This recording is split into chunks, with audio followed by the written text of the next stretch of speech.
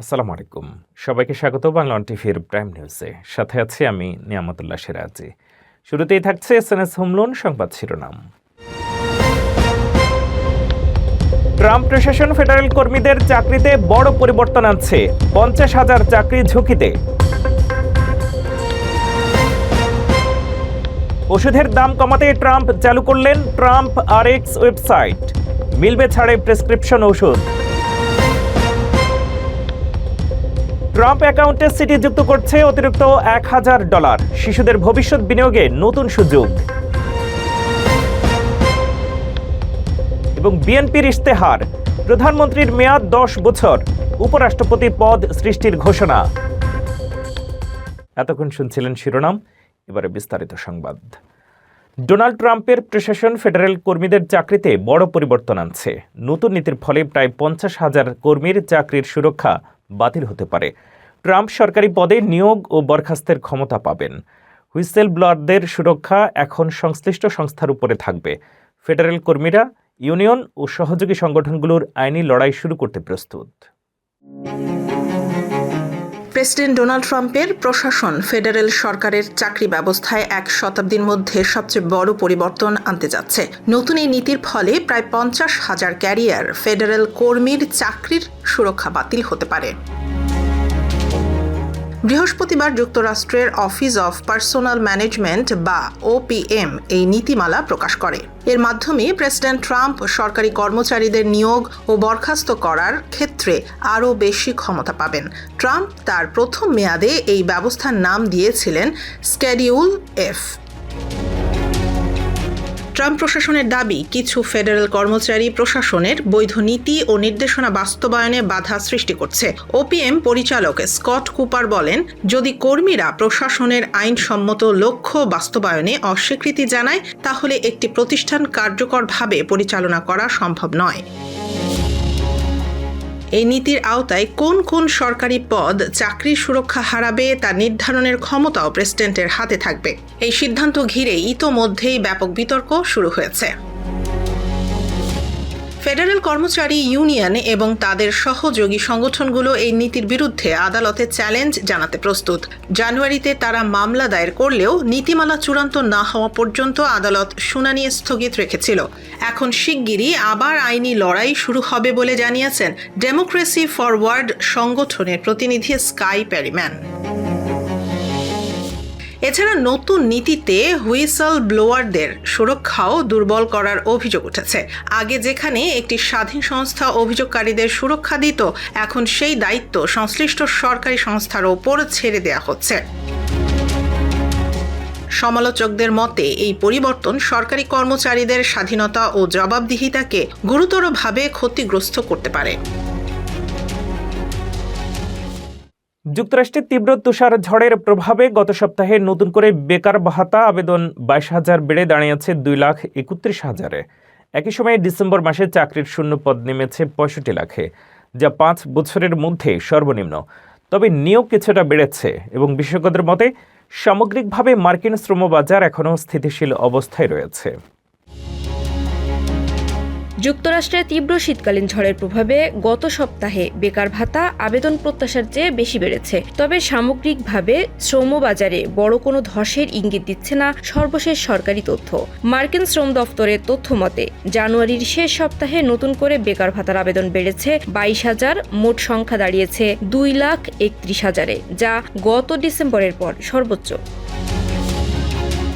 অর্থনীতিবিদরা ধারণা করেছিলেন এই সংখ্যা হবে প্রায় 2,12,000। বিশেষজ্ঞরা বলছেন, ভারী তুষারপাত ও হিমাঙ্কের নিচে তাপমাত্রা অনেক অঙ্গরাজ্যে সাময়িকভাবে কাজ ব্যাহত করেছে। পেনসিলভানিয়া, নিউ ইয়র্ক ও নিউ জার্সিতে বেকার ভাতার আবেদন উল্লেখযোগ্যভাবে বেড়েছে। ইলিনয়, ওহাইও ও উইসকনসিনেও একই চিত্র দেখা গেছে। একই সময়ে ডিসেম্বর মাসে যুক্তরাষ্ট্রে চাকরির শূন্যপদ কমে দাঁড়িয়েছে 65,42,000-এ, যা 5 বছরেরও বেশি সময়ের মধ্যে সর্বনিম্ন। তবে এই পতন মূলত একটি নির্দিষ্ট শিল্প খাতে সীমাবদ্ধ ছিল বলে জানিয়েছে রয়টার্স। অন্যদিকে নিয়োগের সংখ্যা বেড়েছে 1,72,000 আর চাকরি ছাড়ার হার প্রায় অপরিবর্তিত রয়েছে, যা শ্রমবাজারের স্থিতিশীলতার ইঙ্গিত দেয়। অর্থনীতিবিদদের মতে আমদানি শুল্ক নিয়ে অনিশ্চয়তা ও কৃত্রিম বুদ্ধিমত্তার দ্রুত বিস্তার ব্যবসায়ীদের নতুন নিয়োগে সতর্ক করে তুলেছে। ফেডারেল রিজার্ভ চেয়ারম্যান জেরোম পাওয়েলের ভাষায় যুক্তরাষ্ট্রের শ্রমবাজার এখনও স্থিতিশীল অবস্থায় রয়েছে। তবে সব মিলিয়ে সাময়িক আবহাওয়াজনিত চাপ থাকলেও যুক্তরাষ্ট্রের শ্রমবাজার এখনও বড় ধরনের সংকটে পড়েনি। ডোনাল্ড ট্রাম্প চালু করেছেন TrumpRx.gov, যা ভোক্তাদের ডিসকাউন্টেড প্রেসক্রিপশন ওষুধের অ্যাক্সেস দেবে। ওয়েবসাইটে সরাসরি ওষুধ বিক্রি করবে না, বরং GoodRx এর মাধ্যমে সংযুক্ত করবে। ইলি লিলি ও নোভো নর্ডিক্স এর সঙ্গে চুক্তির মাধ্যমে জনপ্রিয় GLP-1 ওজন কমানোর ওষুধের দাম প্রতি মাসে $149 থেকে $350 মধ্যে থাকবে। এটি মূলত বীমা ছাড়া অর্থপ্রদায়ী ব্যবহারকারীদের জন্য লক্ষ্য করা হয়েছে। যুক্তরাষ্ট্রের প্রেসিডেন্ট ডোনাল্ড ট্রাম্প বৃহস্পতিবার আনুষ্ঠানিকভাবে চালু করেছেন TrumpRx.gov নামের নতুন ওয়েবসাইট, যা আমেরিকান নাগরিকদের ছাড়ে প্রেসক্রিপশন ওষুধ সরবরাহ করবে। এই উদ্যোগকে ট্রাম্পের মার্কিন যুক্তরাষ্ট্রে ওষুধের দাম কমানোর প্রচেষ্টার মূল স্তম্ভ হিসেবে দেখানো হচ্ছে। হোয়াইট হাউসে আয়োজিত অনুষ্ঠানে উপস্থিত ছিলেন centres for Medicare and Medicaid সার্ভিসেসের প্রশাসক ডক্টর মেহমেট ওজ এবং ন্যাশনাল ডিজাইন স্টুডিওর পরিচালক ও Airbnb-র সহ প্রতিষ্ঠাতা জো গেবিয়া। TrumpRx ওয়েবসাইট সরাসরি ওষুধ বিক্রি করবে না, বরং এটি GoodRx এর মাধ্যমে ব্যবহারকারীদের ডিসকাউন্ট প্রাপ্ত বিক্রেতাদের সঙ্গে সংযোগ করবে। ওয়েবসাইটটি মূলত বীমা ছাড়া অর্থ প্রদানকারী ভোক্তাদের জন্য তৈরি করা হয়েছে। ট্রাম্প প্রশাসন বিশ্বের 16টি বড় ওষুধ প্রস্তুতকারী সংস্থার সঙ্গে মোস্ট ফেভার্ড নেশন চুক্তি করেছে, যার মাধ্যমে মেডিকেইড প্রোগ্রাম এবং TrumpRx ব্যবহারকারীদের জন্য দাম কমানো হবে। চুক্তিভুক্ত কোম্পানির মধ্যে রয়েছে এলি লিলি এবং নোভো নর্ডিস্ক, যারা জনপ্রিয় GLP-1 ওজন কমানোর ওষুধের দাম প্রতি মাসে গড়ে $149 থেকে $350 মধ্যে নামাবে। যদিও ওয়েবসাইটের মাধ্যমে কতটা সাশ্রয় হবে তা এখনো অনিশ্চিত। বিশেষজ্ঞরা মনে করছেন বীমাপ্রাপ্ত ব্যবহারকারীদের জন্য এই উদ্যোগের প্রভাব সীমিত হতে পারে। তবে ট্রাম্প দাবি করেছেন ওয়েবসাইট ব্যবহারকারীরা বড় অঙ্কের সাশ্রয় করতে পারবেন এবং স্বাস্থ্যবান থাকবেন। যুক্তরাষ্ট্রের সিটি গ্রুপ ঘোষণা করেছে তারা সরকারের প্রাথমিক $1,000 অনুদানের সঙ্গে সমপরিমাণ অর্থ যুক্ত করবে প্রস্তাবিত ট্রাম্প অ্যাকাউন্টস কর্মসূচিতে। এই কর্মসূচির আওতায় 2025 থেকে 2028 সালের মধ্যে জন্ম নেওয়া শিশুদের জন্য বিনিয়োগ অ্যাকাউন্ট খোলা হবে, যা আগামী 4 জুলাই থেকে কার্যকর হবে। উদ্যোগটিকে শিশুদের দীর্ঘমেয়াদী সম্পদ গঠনের সহায়ক হিসেবে দেখা হচ্ছে। যুক্তরাষ্ট্রের অন্যতম বৃহৎ ব্যাংক সিটি গ্রুপ বা সিটি ঘোষণা দিয়েছে তারা সরকারের পক্ষ থেকে দেয়া প্রাথমিক অর্থের সঙ্গে অতিরিক্ত $1,000 মিলিয়ে দেবে নতুন প্রস্তাবিত ট্রাম্প অ্যাকাউন্টস কর্মসূচির আওতায় থাকা কর্মীদের পরিবারের জন্য। এই ট্রাম্প অ্যাকাউন্টস কর্মসূচি চালু হচ্ছে প্রেসিডেন্ট ডোনাল্ড ট্রাম্পের one big beautiful bill act এর অংশ হিসেবে। আগামী 4 জুলাই থেকে এটি কার্যকর হওয়ার কথা। কর্মসূচির আওতায় 2025 থেকে 2028 সালের মধ্যে জন্ম নেয়া এবং বৈধ সামাজিক নিরাপত্তার নম্বর থাকা প্রতিটি শিশুর জন্য যুক্তরাষ্ট্রের ট্রেজারি বিভাগ একটি বিনিয়োগ অ্যাকাউন্টে $1,000 প্রাথমিক তহবিল জমা দেবে। সিটির ঘোষণায় বলা হয়েছে যোগ্য কর্মীদের পরিবারের জন্য সরকার যে $1,000 দেবে, ব্যাংকটি সেটির সমপরিমাণ অর্থ নিজস্বভাবে যোগ করবে। এর আগে bank of America, Wells Fargo এবং জেপি মর্গান চেজ একই ধরনের ম্যাচিং কর্মসূচি চালু করেছে। এছাড়া সিটি ফাউন্ডেশন এই কর্মসূচির সম্পর্কে সচেতনতা বাড়াতে, অংশগ্রহণ উৎসাহিত করতে এবং নিবন্ধন সহায়তা দিতে $5 মিলিয়ন বরাদ্দ দিচ্ছে। বিশেষভাবে নিম্ন আয়ের পরিবারগুলোর ওপর গুরুত্ব দেয়া হবে বলে জানানো হয়েছে। প্রেসিডেন্ট ট্রাম্প আমেরিকান ব্যবসা প্রতিষ্ঠানগুলোকে কর্মীদের পারিবারিক অ্যাকাউন্টে অবদান রাখার আহ্বান জানিয়েছেন। আসন্ন নভেম্বরের মধ্যবর্তী নির্বাচনের আগে জীবনযাত্রার ব্যয় নিয়ে ভোটারদের উদ্বেগ মোকাবেলায় এটি রিপাবলিকানদের একটি কৌশল হিসেবেও দেখা হচ্ছে। সমর্থকদের মতে জন্মের পর থেকেই বিনিয়োগ শুরু হলে ভবিষ্যতে শিশুদের দীর্ঘমেয়াদী সম্পদ গঠনে সহায়তা করবে এবং অর্থনৈতিক অগ্রগতির সুযোগ বাড়াবে। তবে সমালোচকদের আশঙ্কা 18 বছর বয়সে বড় অঙ্কের অর্থের ওপর পূর্ণ নিয়ন্ত্রণ তরুণদের জন্য ঝুঁকিপূর্ণ হতে পারে। যুক্তরাষ্ট্রের প্রেসিডেন্ট ডোনাল্ড ট্রাম্প সম্প্রতি একটি বিতর্কিত ভিডিও পোস্ট করেছেন, যেখানে সাবেক প্রেসিডেন্ট বারাক ওবামা ও তার স্ত্রী মিশেলকে বানরের রূপে দেখানো হয়েছে। ভিডিওতে আরও ভিত্তিহীন দাবি করা হয়েছে যে ডোমিনিয়ন ভোটিং সিস্টেমস 2020 নির্বাচনে ট্রাম্পের কাছ থেকে বিজয় ছিনিয়েছে। ডেমোক্রেট নেতারা এই পোস্টকে জঘন্য এবং নিন্দনীয় হিসেবে অভিহিত করেছেন। বিশেষজ্ঞরা বলছেন এই ধরনের কৃত্রিম ভিডিও রাজনৈতিক উত্তেজনা আর বিভাজন বাড়াতে ব্যবহৃত হচ্ছে। যুক্তরাষ্ট্রের প্রেসিডেন্ট ডোনাল্ড ট্রাম্প বৃহস্পতিবার একটি বিতর্কিত ভিডিও পোস্ট করেছেন, যেখানে সাবেক প্রেসিডেন্ট বারাক ওবামা ও তার স্ত্রী মিশেল ওবামাকে বানরের রূপে দেখানো হয়েছে। ভিডিওটি সামাজিক যোগাযোগ মাধ্যম ট্রুথ সোশ্যালে প্রকাশিত হয় এবং প্রায় 1000-এর বেশি লাইক পেয়েছে। ভিডিওতে ওবামা দম্পতির শরীর বানরের মতো দেখানো হয়েছে, মুখাবয়ব তাদের চেহারার সঙ্গে মেলানো হয়েছে। পাশাপাশি ভিডিওতে আবারও ভিত্তিহীন দাবি করা হয়েছে যে ডোমিনিয়ন ভোটিং সিস্টেমস 2020 সালের নির্বাচনে ট্রাম্পের কাছ থেকে বিজয় ছিনিয়ে নিতে সহায়তা করেছিল। ডেমোক্র্যাট নেতারা এই আচরণকে জঘন্য এবং নিন্দনীয় হিসেবে অভিহিত করেছেন। ক্যালিফোর্নিয়ার গভর্নর গ্যাভিন নিউসম বলেন, প্রত্যেক রিপাবলিকানকে এখনই এর নিন্দা জানাতে হবে।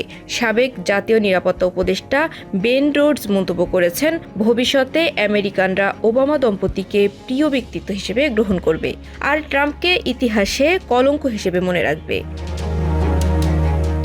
হোয়াইট হাউসের দ্বিতীয় মেয়াদে ট্রাম্প এআই নির্মিত ও কৃত্রিম দৃশ্যের ব্যবহার বাড়িয়েছেন।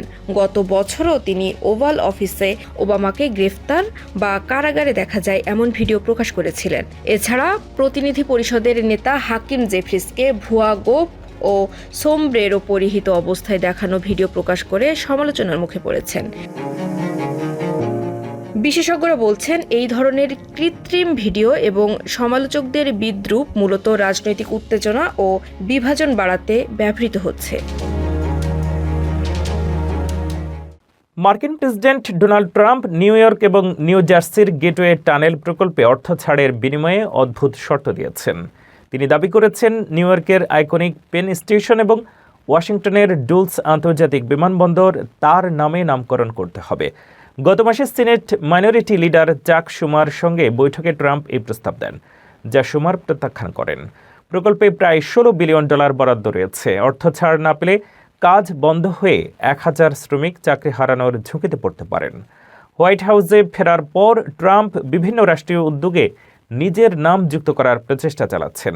এর মধ্যে আছে উচ্চমূল্যের ট্রাম্প গোল্ড কার্ড, সাশ্রয়ী মূল্যের ওষুধের ওয়েবসাইট, এমনকি ইউএস ইনস্টিটিউট অব পিস এবং কেনেডি সেন্টারের নাম পরিবর্তনের পরিকল্পনা। ডেমোক্রেটরা অভিযোগ করেছেন, রাজনৈতিক প্রতিহিংসার কারণে অর্থ ছাড় বন্ধ করা হয়েছে এবং কিছু রিপাবলিকান আইন প্রণেতা নাম পরিবর্তনের প্রস্তাব উত্থাপন করেছেন। আজ রাজধানীর হোটেল সোনারগাঁওয়ে বিএনপি তাদের ইশতেহার ঘোষণা করেছে।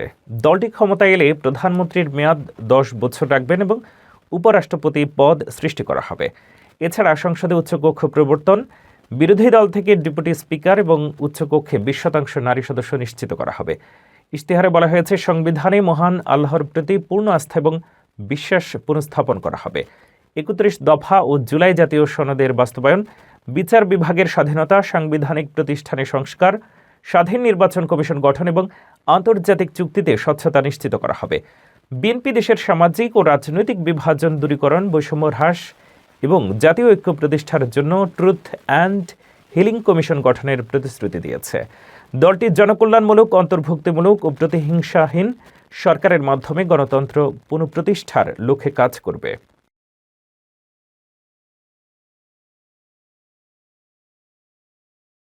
এবারের জাতীয় সংসদ নির্বাচন হচ্ছে ভিন্ন বাস্তবতায়। আওয়ামী লীগের অনুপস্থিতিতে বিএনপির জয়ের সম্ভাবনা থাকলেও দলটির সামনে বড় চ্যালেঞ্জ হয়ে দাঁড়িয়েছে পুরনো মিত্র জামায়াত। তারেক রহমানের মাঠে নেতৃত্ব বিএনপির শক্তি হলেও বিদ্রোহী প্রার্থী, চাঁদাবাজির অভিযোগ ও তরুণ নারী ভোটারদের কাছে পৌঁছাতে ঘাটতি দুর্বলতা তৈরি করছে। অন্যদিকে জামায়াত সংগঠিত হলেও স্বতঃস্ফূর্ত জনসমর্থন এবং 1971-এর অতীত বড় বাধা হয়ে আছে। বাংলাদেশের ত্রয়োদশ জাতীয় সংসদ নির্বাচন হচ্ছে একেবারেই ভিন্ন বাস্তবতায়। ক্ষমতাচ্যুত আওয়ামী লীগের অনুপস্থিতিতে শুরুতে ধারণা করা হয়েছিল বিএনপির জন্য এবারের নির্বাচন সহজ হতে পারে, কিন্তু সময় গড়ানোর সঙ্গে সঙ্গে স্পষ্ট হচ্ছে বিএনপির সামনে চ্যালেঞ্জ কম নয়, বরং তাদের পুরনো মিত্র জামায়াতে ইসলামীর সঙ্গেই তৈরি হয়েছে প্রধান রাজনৈতিক প্রতিদ্বন্দ্বিতা। জুলাই গণ অভ্যুত্থানের পর রাজনীতির যে নতুন মেরুকরণ তৈরি হয়েছে, সেখানে জামাত 11 দলীয় জোট গড়ে মাঠে নেমেছে। এই জোটে রয়েছে ইসলামী দলগুলোর পাশাপাশি তরুণদের দল, জাতীয় নাগরিক পার্টিও। ফলে ভোটের মাঠে বিএনপির একক আধিপত্য চ্যালেঞ্জের মুখে পড়েছে। বিএনপির বড় শক্তির জায়গা হলো সারা দেশে বিস্তৃত সাংগঠনিক কাঠামো এবং তারেক রহমানের সরাসরি মাঠে নেতৃত্ব। প্রায় 17 বছর পর দেশে ফিরে তিনি নেতাকর্মীদের মধ্যে নতুন উদ্দীপনা তৈরি করেছেন। তবে একই সঙ্গে দলের ভেতরে বিদ্রোহী প্রার্থী, চাঁদাবাজি ও দখল অভিযোগ তরুণ ও নারী ভোটারদের কাছে পৌঁছাতে দেরি, এসব বিএনপির বড় দুর্বলতা হয়ে উঠেছে। সামাজিক মাধ্যমেও জামায়াতের তুলনায় পিছিয়ে আছে দলটি। অন্যদিকে জামায়াত অত্যন্ত সংগঠিত ও পরিকল্পিতভাবে প্রচারণা চালাচ্ছে, বিশেষ করে সামাজিক যোগাযোগ মাধ্যম এবং নারী ভোটারদের মধ্যে তাদের কার্যক্রম দৃশ্যমান। নতুন রাজনৈতিক বিকল্প হিসেবে নিজেদের তুলে ধরার চেষ্টাও ভোটের মাঠে প্রভাব ফেলছে। তবে জামাতের সামনে বড় চ্যালেঞ্জ হলো স্বতঃস্ফূর্ত জনসমর্থনের ঘাটতি, রাষ্ট্র পরিচালনার অভিজ্ঞতার অভাব এবং 1971 সালের মুক্তিযুদ্ধের ভূমিকা নিয়ে দীর্ঘদিনের নেতিবাচক ভাবমূর্তি। বিশ্লেষকদের মতে বিএনপির লড়াই মূলত নিজেদের সাংগঠনিক দুর্বলতা সামলানো, আর জামাতের লড়াই অতীতের দায় কাটিয়ে বিশ্বাসযোগ্য রাজনৈতিক শক্তি হিসেবে প্রতিষ্ঠা পাওয়া। এই দুই বাস্তবতার সংঘাতেই এবারে নির্বাচন হয়ে উঠেছে অনিশ্চিত ও প্রতিদ্বন্দ্বিতাপূর্ণ। শেষ করছি বিনোদন সংবাদ দিয়ে।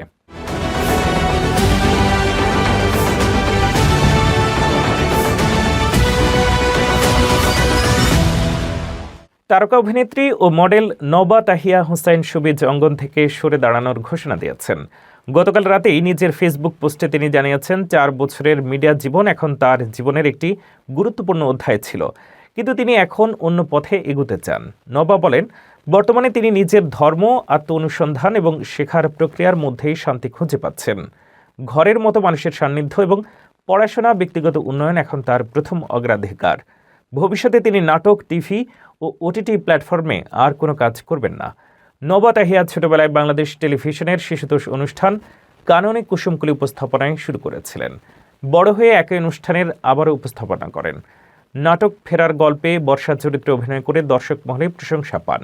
শেষে তিনি দর্শক ও শুভানুধ্যায়ীদের ভালোবাসা ও সমর্থনের জন্য কৃতজ্ঞতা জানান।